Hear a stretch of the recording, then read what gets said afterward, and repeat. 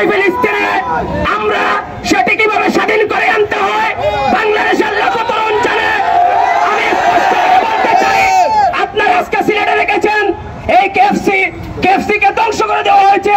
আমি প্রত্যেক ব্যবসায়ীকে বলতে চাই, আপনাদের দোকানে আজকেই যেন শেষ হয়ে যায় ইসরায়েলি প্রোডাক্ট যদি আমরা 24 ঘন্টার আলটিমেটাম দিয়ে বলতে চাই, যদি আপনাদের দোকানে ইসরায়েলি প্রোডাক্ট থাকে তাহলে আমরা সাথে সাথে অ্যাকশনে যাব।